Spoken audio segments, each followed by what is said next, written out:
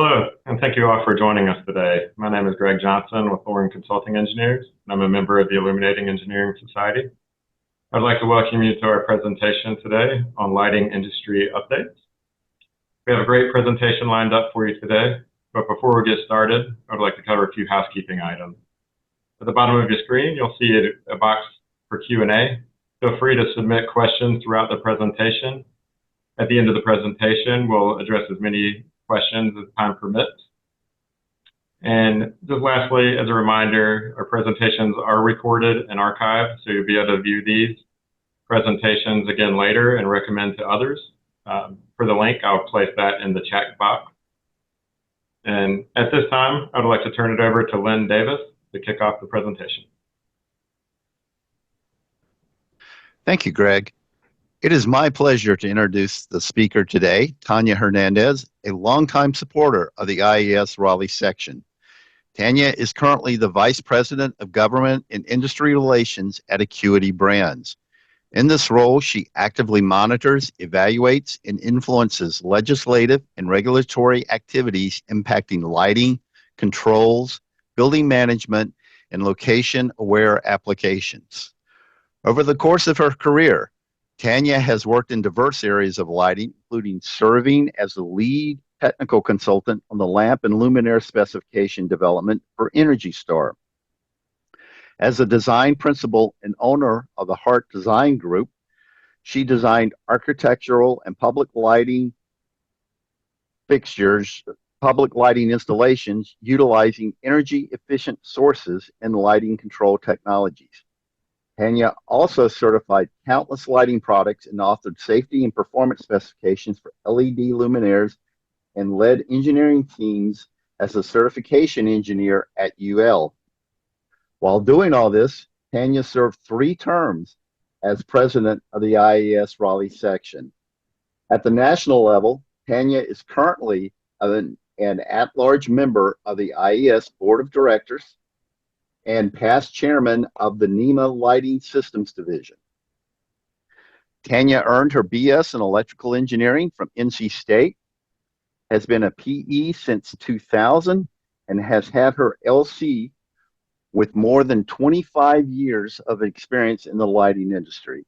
And with that, I'd like to welcome Tanya and turn this presentation over to her.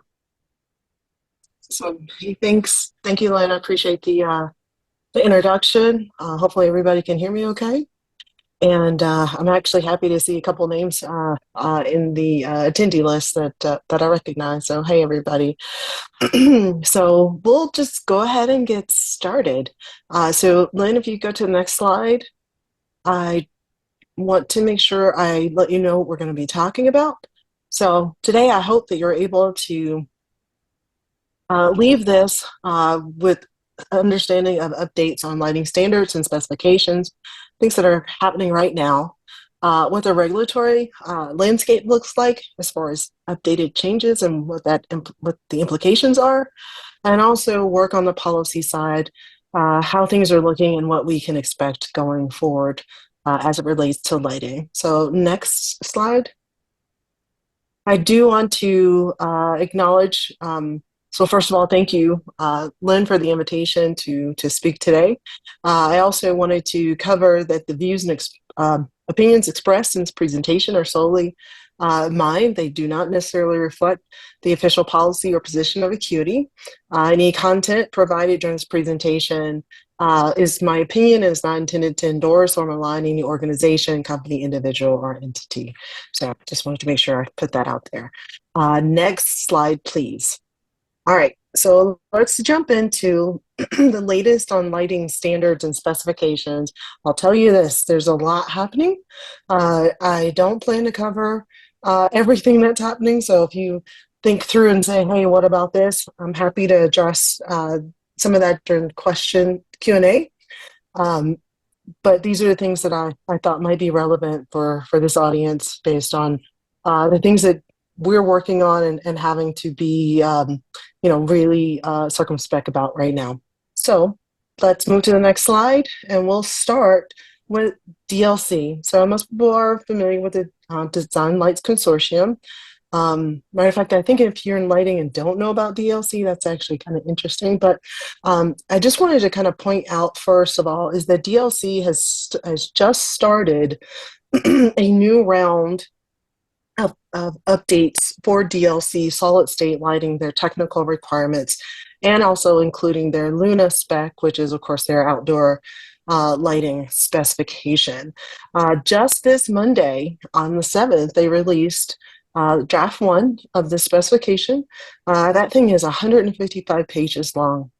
So you can only imagine what industry is up to right now as we are actually trying to, read through all of that to kind of pull our comments together so we can work with DLC to make sure that these requirements actually make sense and help them achieve the goals that they have in mind. Those comments are actually due May 16th, so a 6-week comment period for a lot of information. And what I have on this slide is really, I just wanted to level set on what DLC has stated as their goals for this update. Pretty much advancing energy efficiency and supporting decarbonization.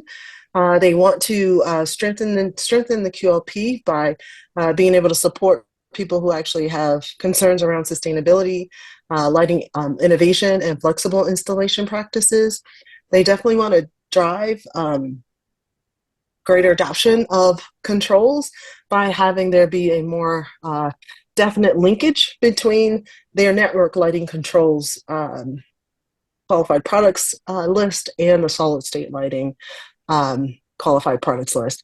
And then, of course, we'll get to Luna, which Luna is basically trying to mitigate light at night and having outdoor lighting be more responsible. So next slide. So these are the things that we're actually going to be focused on from a high level in the solid state lighting. In the solid state lighting technical requirements, we do know efficacy will be increased. That's almost always the goal. I don't think you can be really an energy efficiency program without really looking at products currently in the QPL versus the things that will actually won't meet the new spec. Controllability, I talked about the quality of light. So they're going to be adding some lower CCTs to address some more circadian and kind of health benefit applications. Having a place where new products can actually be eligible for DLC because their scope is very defined. The premium category for DLC is something that they plan to work on, and I think what we're anticipating, of course, right now is that a lot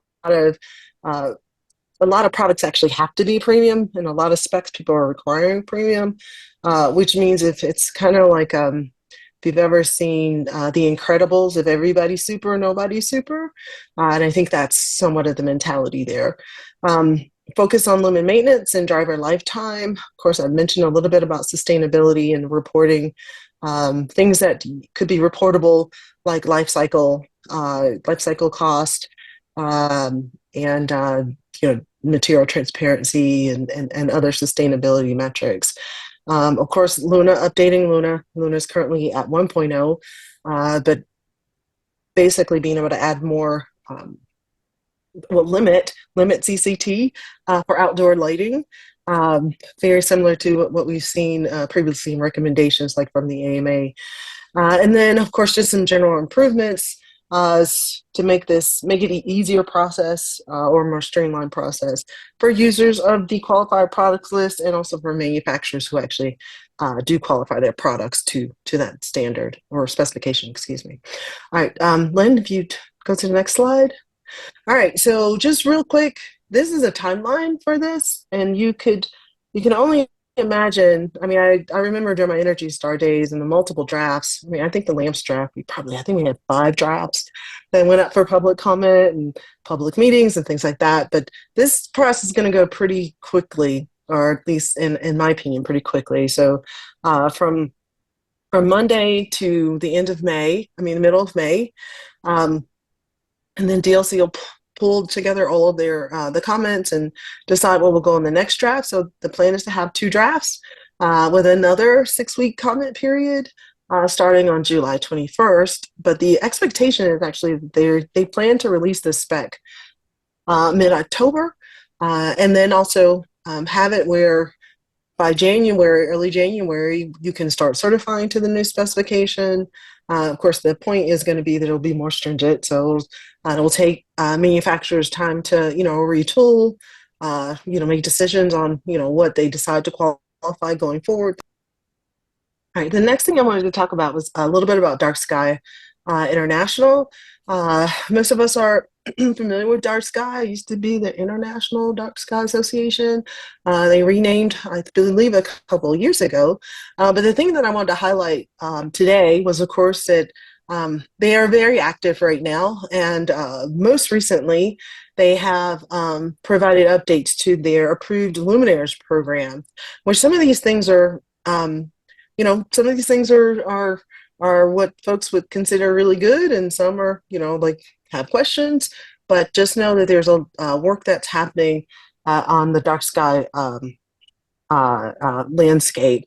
So from a commercial standpoint, so commercial luminaires get a maximum of 5% of total lumens between the 80 and 90 degree plane. And that's just that's them retooling what their specifications will look like. The same as capping lumens for residential products at 1,000 lumens. Will that mean you'll just put up more lights, or your 1,000 lumen product will be sufficient for you?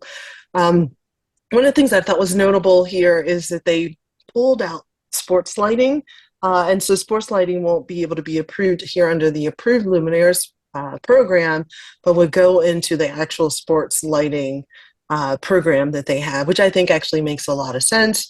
And trying to align their requirements with wildlife conservation commissions, I think is a really great step in a good direction.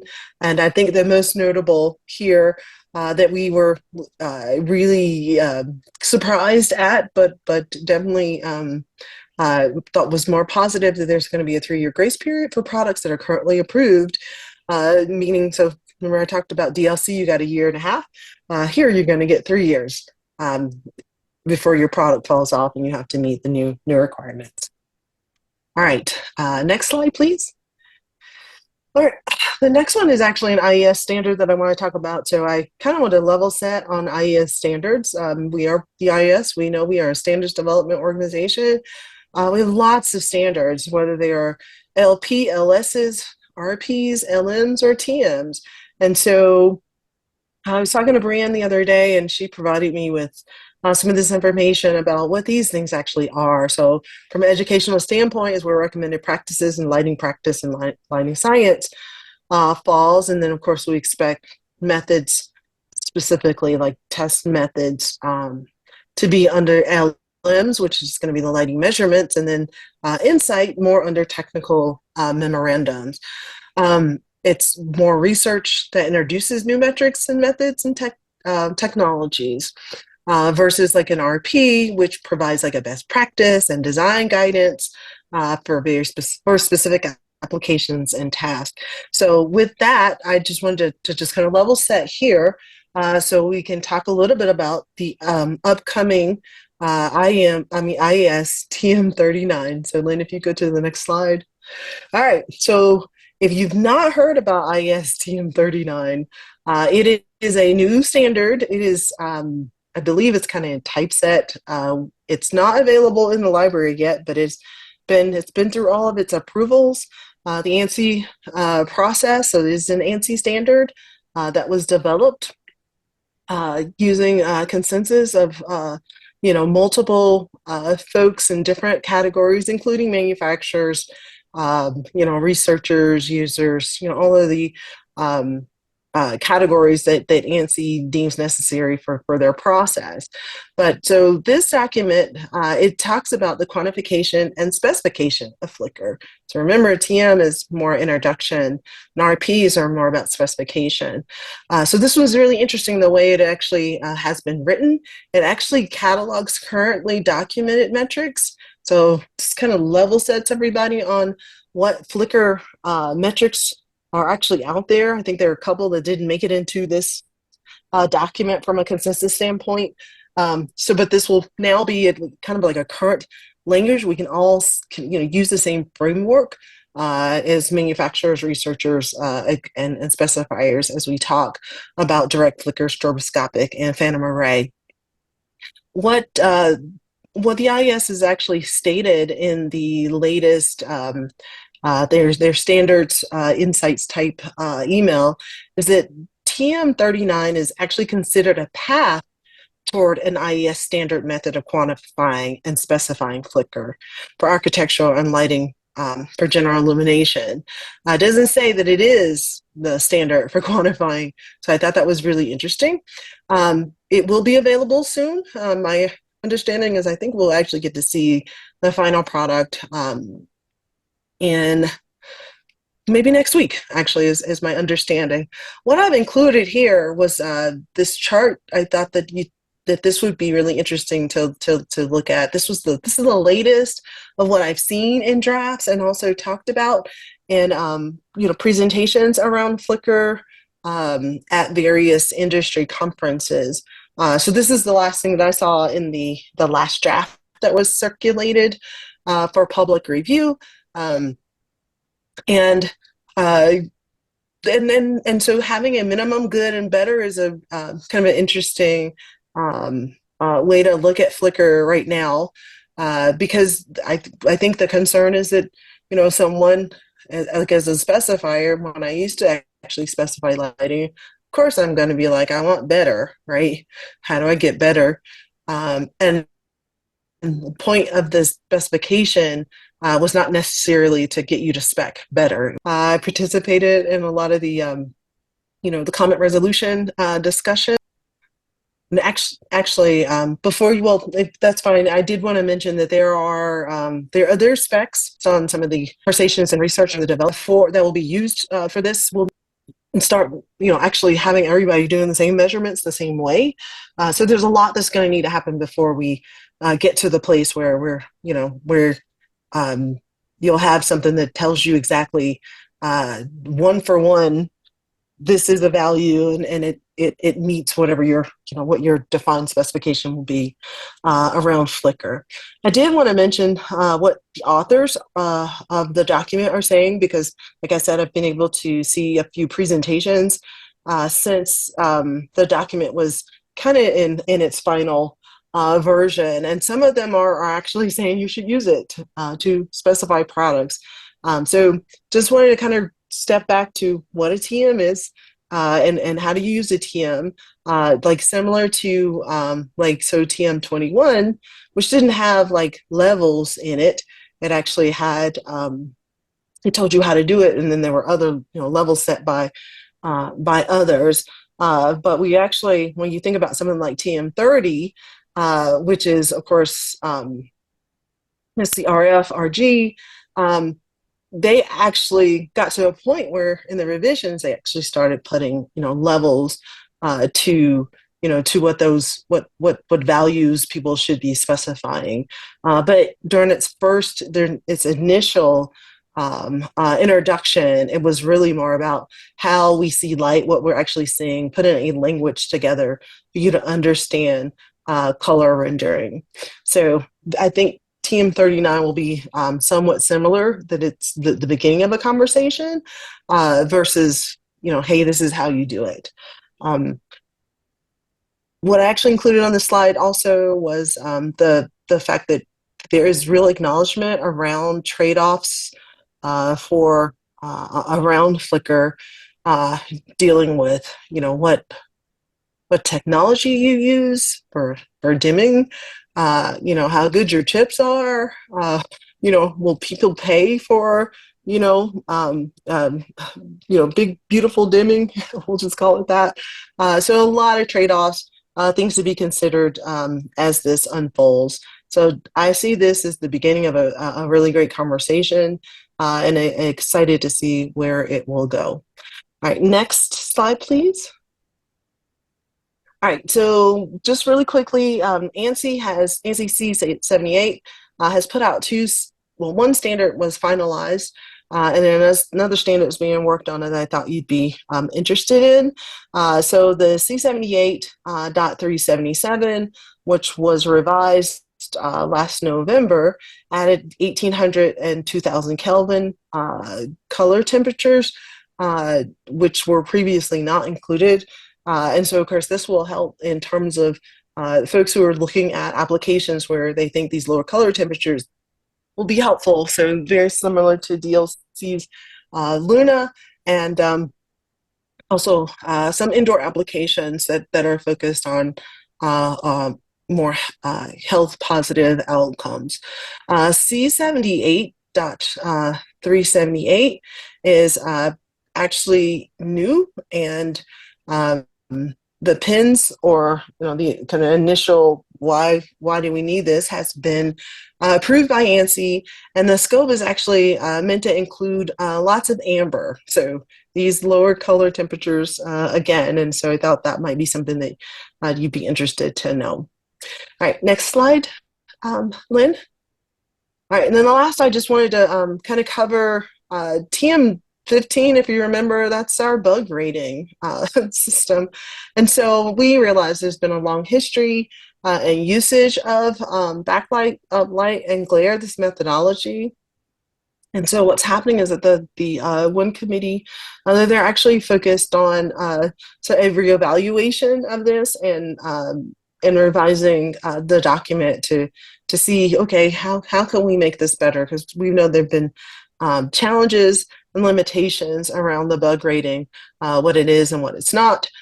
I just wanted to highlight in the latest on this is that the group is actually asking manufacturers, I believe, they're requesting IES standard data files so they can actually do their own research to analyze and help them understand how products distribute light, and so they can basically do a better job of finding what the bug classification will be. We don't know if this will be something new, a complete refinement, but just know that if you've ever heard, there's so many issues with the bug ratings or things like that, just know that there are folks who will also share that concern and are looking at what can be done in terms of a revision to TM15. All right, next slide. All right, this one I just wanted to highlight that ASHRAE 90.1, there are addendums in play. Currently, there are more than these four, but these are the ones that I thought would be most interesting to this audience, and in terms of lighting and lighting scope.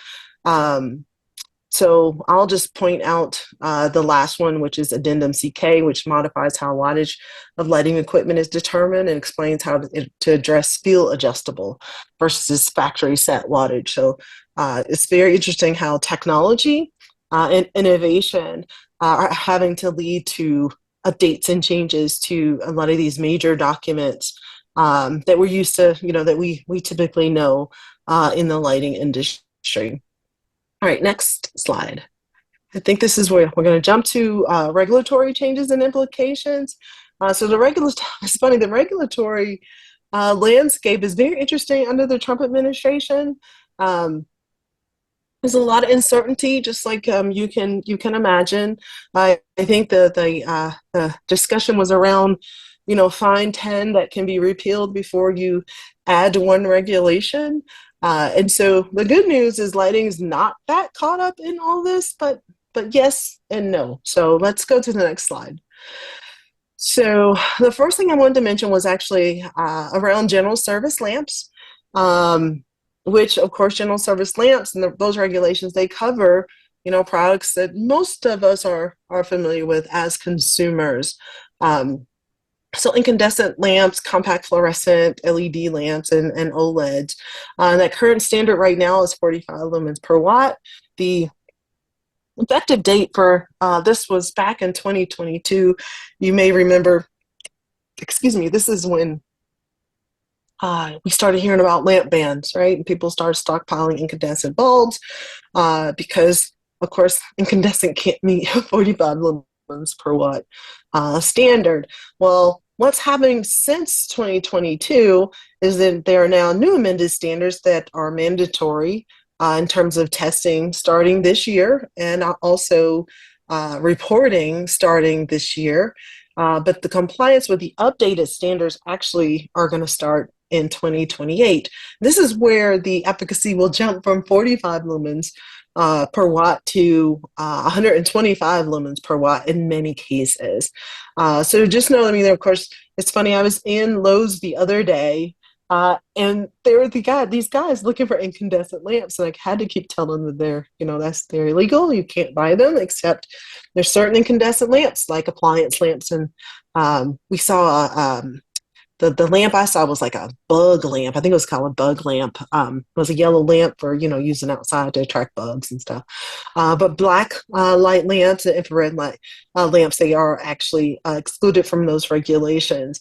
But what's actually happening, and why I'm talking about this, is that the Trump administration, if you've seen in any of the executive orders and also just some of the rhetoric, light bulbs are put forth as something that they want to have consumer choice, and people ought to be able to afford things. It's in the same conversation with I think dishwashers and and other appliances that and I think even shower heads. I mean, we've had shower head regulations for a long time, where water flow rates were regulated, and they even talking about should they regress on some of those efficiency regulations. Right now, the expectation is that this probably won't happen.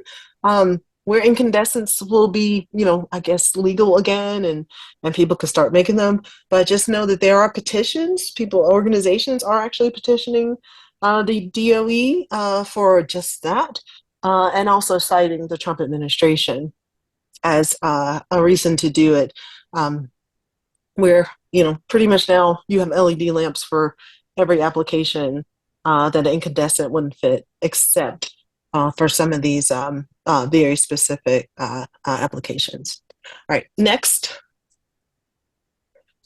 All right, so I'm sure everybody's heard about PFAS.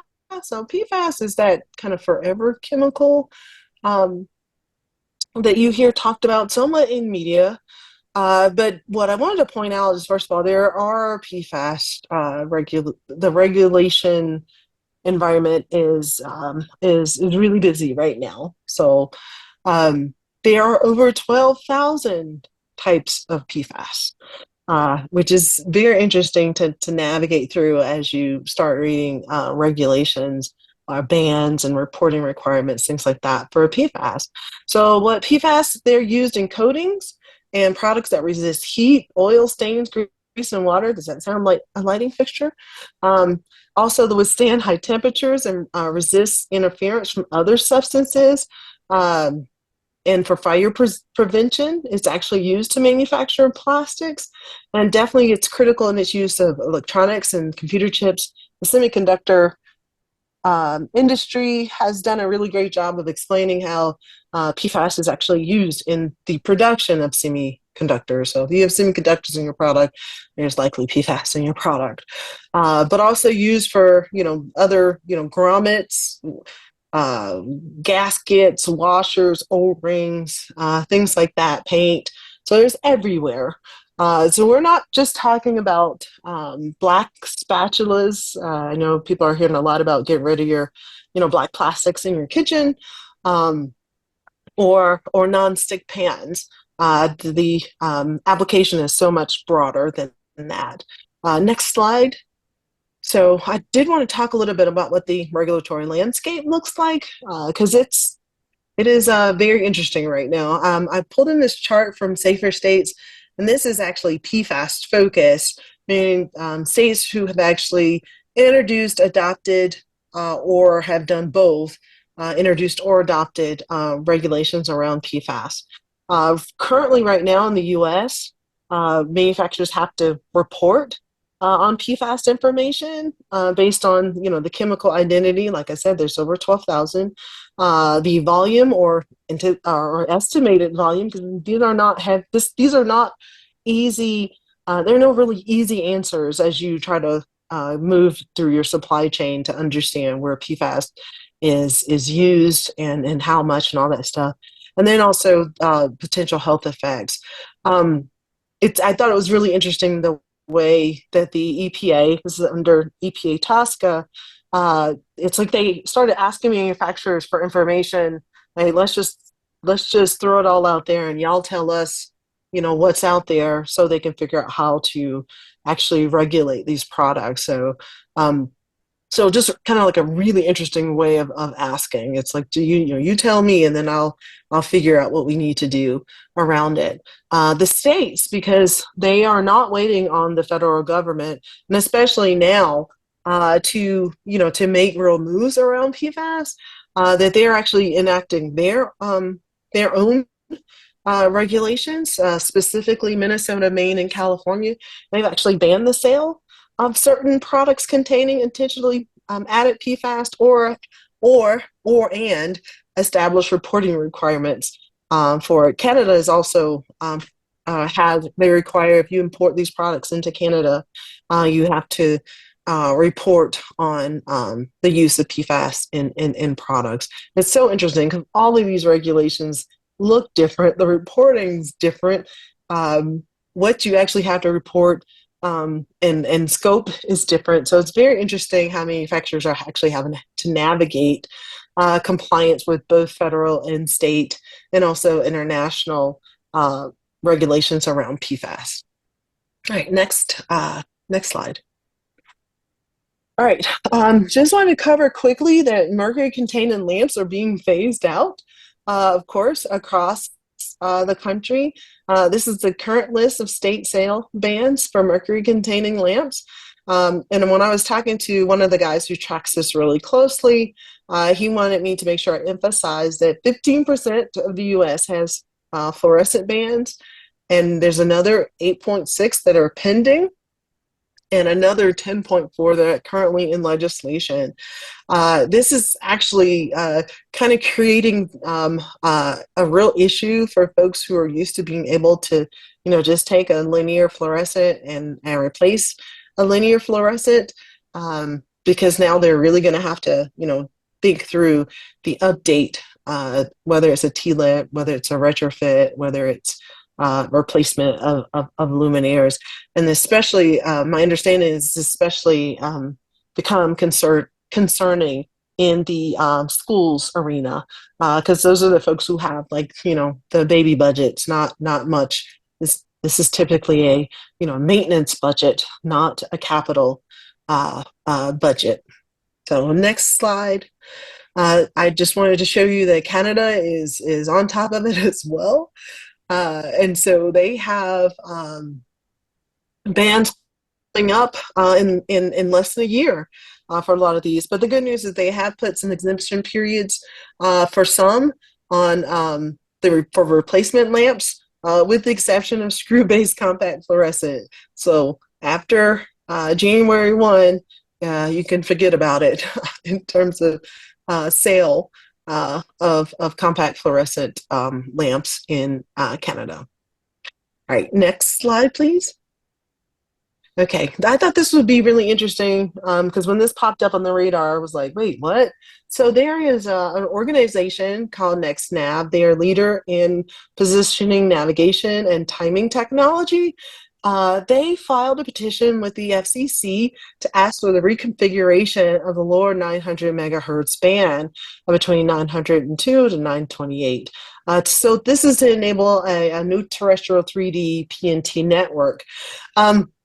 This was interesting because it was like, wait, we get to do that? I thought that was very interesting. But yes, they are doing it. But of course, the good news is everyone's reacting. This is not just a lighting industry issue, but it is a huge lighting industry issue because many lighting control devices actually operate exactly in that band. Okay. So the petition did spark all kinds of debate in industry. I think this is one where balancing innovation with the protection of existing technology and services, it really kind of speaks to, who actually will be able to move the needle and have influence to do these things. Like I said, others are outraged and fighting, like including the U.S. Chamber of Commerce. But I did want to point out a couple of industries or organizations. So the Resilient Navigation and Timing Foundation, opposed it and also claimed that NextNav, that they were not being as forthright in terms of what this will be regarding a nationwide backup for GPS. And then they also were looking at anti-competitive issues around being able to do this. The RAIN Alliance actually was focusing on RFID technology. That also operates in that band. So just think of all the things that that use radio frequency ID technology being impacted. And then, of course, getting to lighting. Of course, we were more about that there's potential interference with these technologies. And so the good news, we're not alone in this fight, but just know, there are concerns of, who will actually win out. So we'll keep watching this as it unfolds. But I thought you'd be interested to see that there are things that would impact us happening from a regulatory standpoint. All right, next slide. All right, so we'll jump into some current policy developments and what we are looking at from a future standpoint. So if you jump to the next slide. The first one is, I should say, what's happening with tariffs, and this is just a snapshot, because even when I did this, I've tried to update it, and there's no way to keep this updated because this literally changes by the hour, honestly.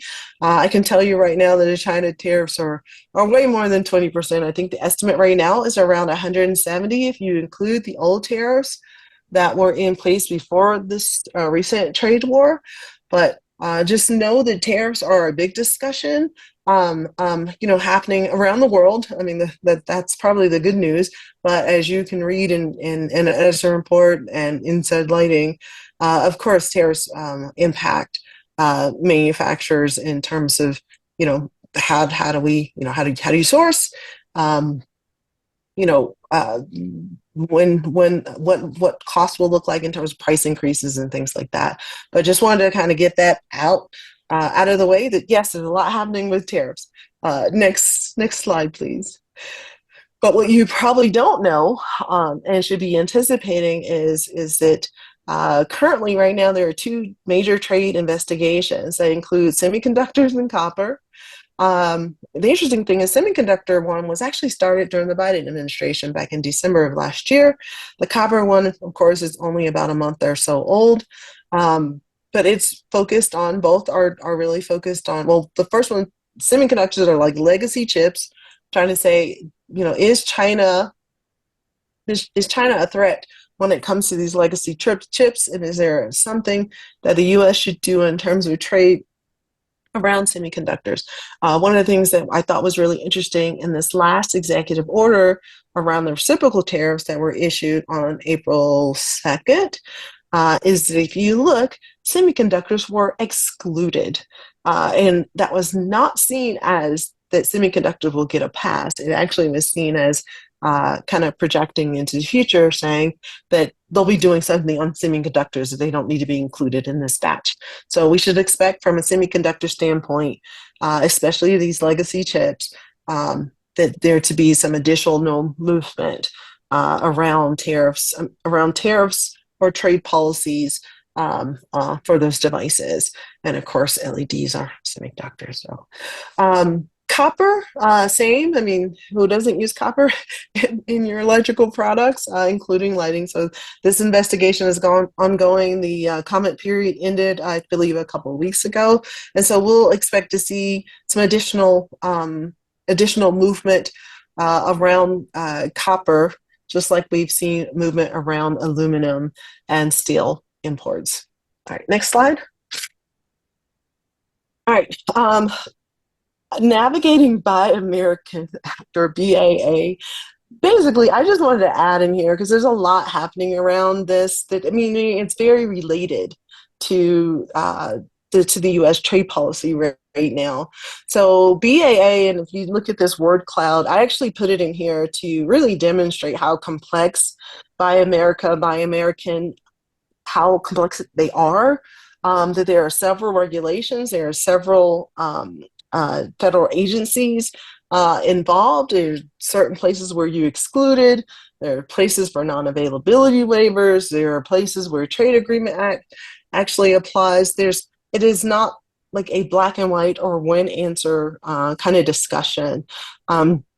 So as folks navigate this, just know that American manufacturing, which is, of course, been touted as one of the reasons for the tariffs, meaning that we should expect at some point that these particular laws will actually may be impacted. And we're actually starting to see that.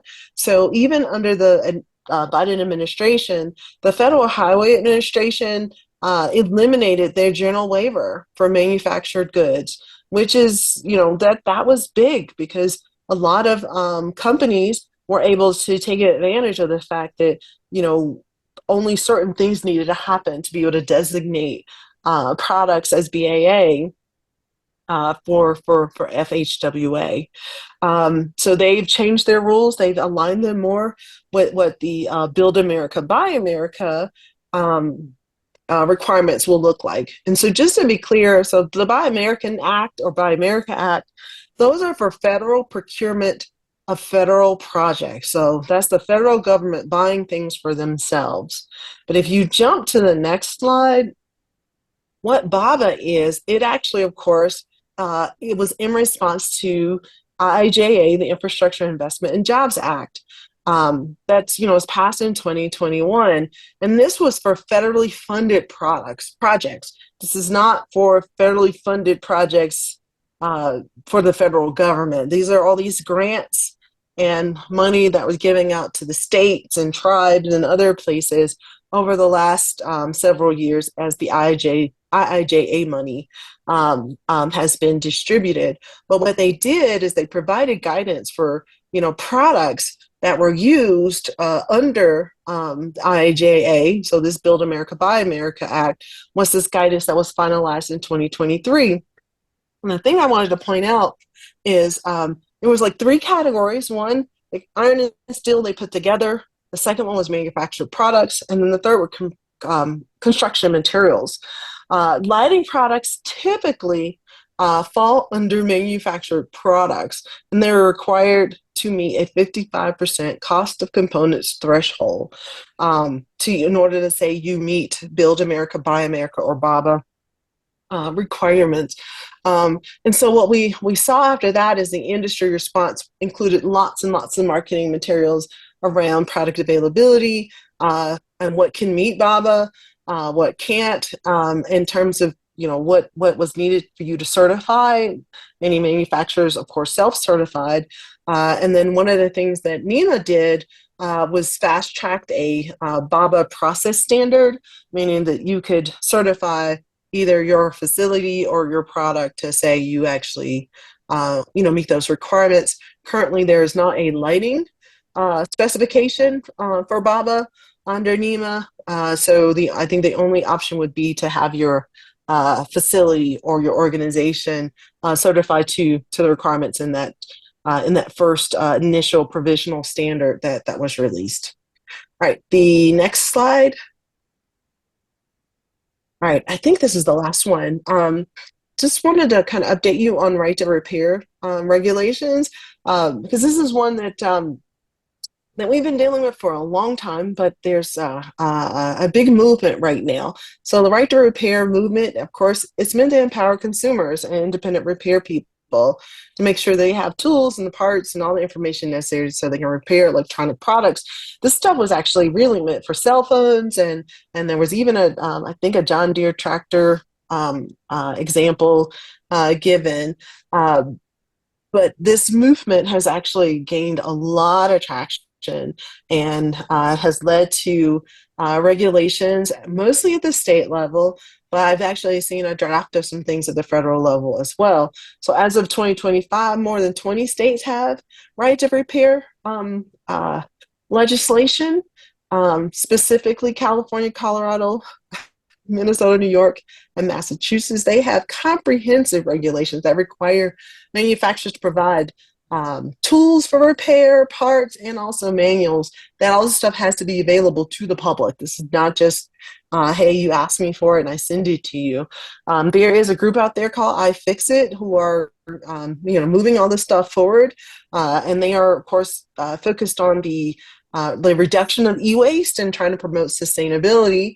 But as you can imagine, manufacturers and others have expressed concerns around potential security and safety risk. We all remember the whole, hey, if once a product's actually installed, that's kind of the end of the safety listing if you change anything. And so those are, the kind of the some of the issues associated with that. Another piece is, of course, around the encroachment around intellectual property. What information do you have to provide to someone to prepare it if they are not, a part of your repair network who is signed agreements about what they will make public or give to folks. So those are some of the issues around the right to repair movement for lighting. All right, I think that's it, isn't it? Nope, we got one more. That's right. Pushback on code adoption. So one of the things that we're actually seeing too is that certain states are actually really focused on not moving forward with a lot of code adoption. Now, code adoption around energy codes, building codes, this is very typical, right? All this stuff's on 3-year cycle or whatever cycle has been put forth. And that could be the NEC, the IECC, even California Title 24. So, those things work like clockwork, right? 90.1. And so what states are doing is they're really pushing back right now on the adoption of those. So the Missouri one actually is focused on prohibiting the implementation of green or otherwise what they call excessive building design and construction practices that threaten the affordability of construction. And the interesting part about this is that this one is actually focused on, it can be construction, maintenance, repair, or renovation, and it's residential and it's commercial. So a lot of the stuff we saw was very, focused on the residential, like you'll see with the California AB 306, is very interesting because it actually imposes a moratorium on the adoption of new state and local building codes that affect residential units through 2031. So we're talking about 6 years, which is, of course, we know that it's not the way these things typically work.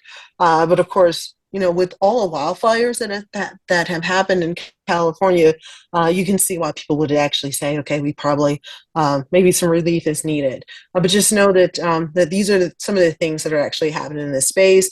The Texas one I thought was interesting because it prohibits you from adopting or enforcing amendments that make you have to put in any kind of residential energy backup system.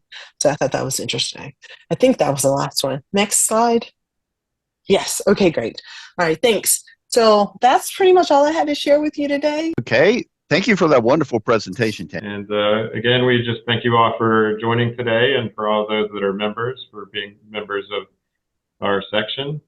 And we look forward to seeing you at the next presentations.